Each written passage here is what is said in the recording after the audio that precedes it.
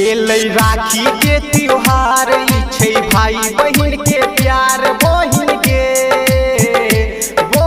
गे सब दिन भैया भैया कहला फेरो भैया से किया रुसला। बहिन गे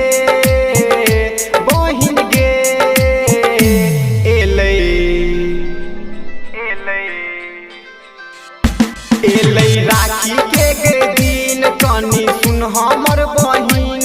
एलै राखी के दिन कनी सुन हमर बहिन। राखी नहीं जे बनह बिहगे कि भैया तोहर खूबे कन्ह तोगे। कि भैया तोहर खूबे कन्ह तोगे। एलै राखी के दिन कनी सुन हमर बहिन। राखी नहीं जे बनह बिहगे कि भैया तोहर खूबे कन्ह तोगे। कि भैया तोहर खूबे कन्ह तोगे। DJ Sumit Satish रईमा, DJ Sumit Satish रईमा, DJ Sumit Satish रईमा, DJ Sumit Satish रईमा। अभी आप सुन रहे हैं झंझारपुर से मिथिला रिकॉर्डिंग स्टूडियो की शानदार प्रस्तुति।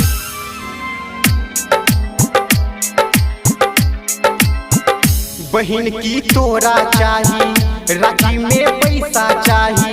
भैया छौ तोहर गरीब कोना के कहबो तोरा गे पैसा देबो तोरा कि अनधन देबो तोरा।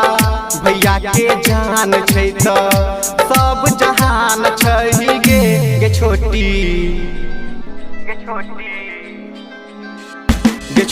राखी के तू बाइन बात भैया के ले माइन। गे छोटी राखी दे तू बाइन बात भैया के ले माइन।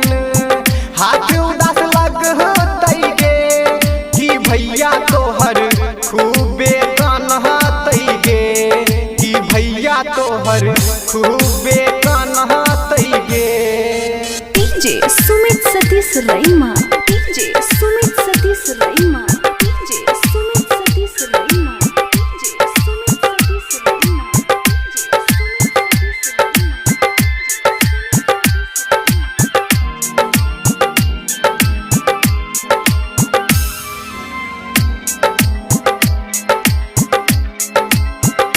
सब कियो बान्हे राखी बात हमर मान ले साची। कि चंदन टीका लगा दे तोरा से कहै छियो गे।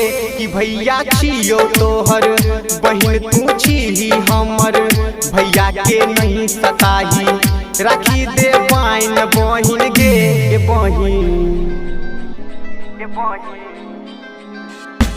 कहो यादव अभिषेक बहिन बात गे विशेष।